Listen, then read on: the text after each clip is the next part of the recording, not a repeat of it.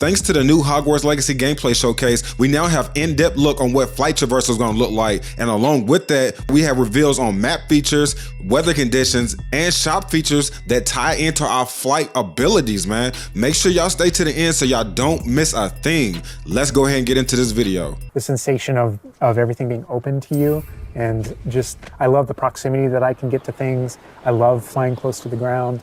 And I kind of wanted to talk about it just because I feel like, the brooms are fun for me, not just because of all those feelings of exhilaration, but because they're not just, I have a broom and it's done.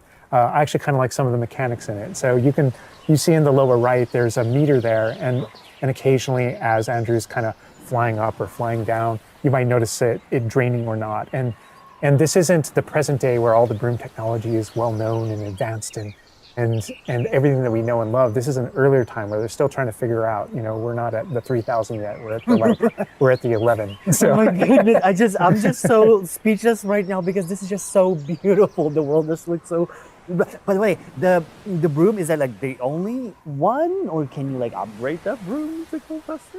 Yeah, so we have a shop in Hogsmeade, actually a broom shop. And so that sells a variety of different brooms. And it was important to us that the player could customize themselves based on their own aesthetic. So they're purely cosmetic, but if you talk to the shopkeep and help him out, he'll actually sell upgrades.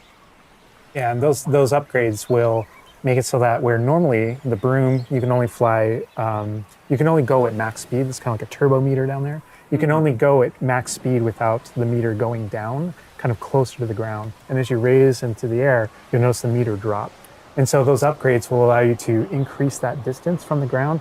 And the broom owner at the sporting goods store in Hogsmeade is trying to perfect the broom and get better at it and know it better. And you can participate that and get better and better brooms through that. And I love that mechanic encourages you to actually explore the world and kind of stay close to the ground. It's not just a travel mechanic, point A to point B.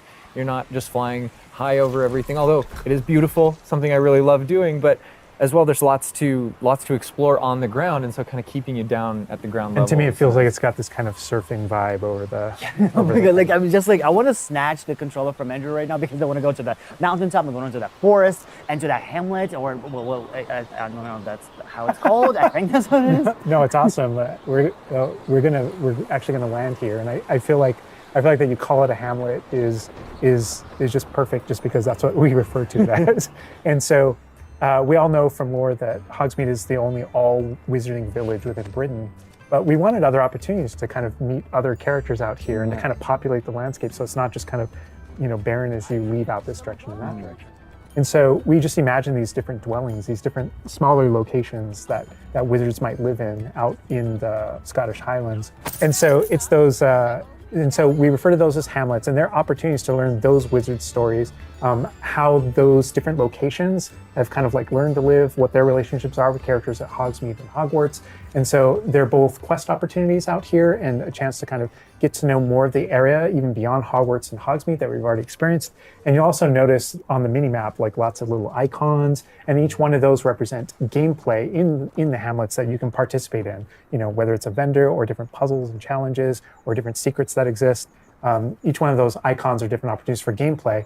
And you'll notice that same thing as we venture out into the open world as well. So when you go out into the open world and you see those icons, whether they're on the mini-map or on your map or off in the distance, those things are opportunities to say, like, I want to increase my inventory capacity. They're puzzles left behind by old wizards, that you can solve that actually grant you those. If you see ruins off in the distance and you visit them, you might find opportunities to actually expand and learn about your ancient magic.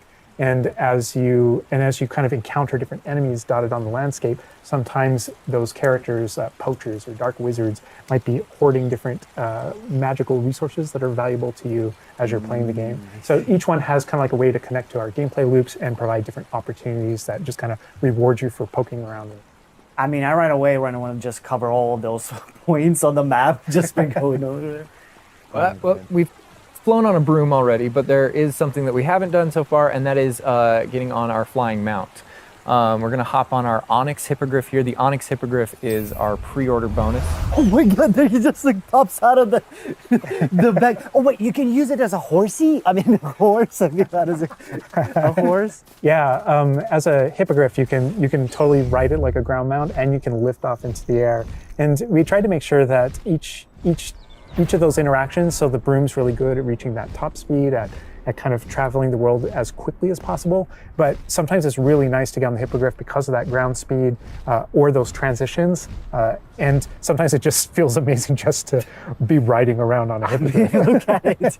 Yeah, it really is kind of like, I don't know, it's a great feeling being on it. And it's a great feeling managing those transitions, kind of going from run to fly and just being able to go wherever you want. And we tried to make sure that each one of these things that you can interact with have a unique identity and a reason for being.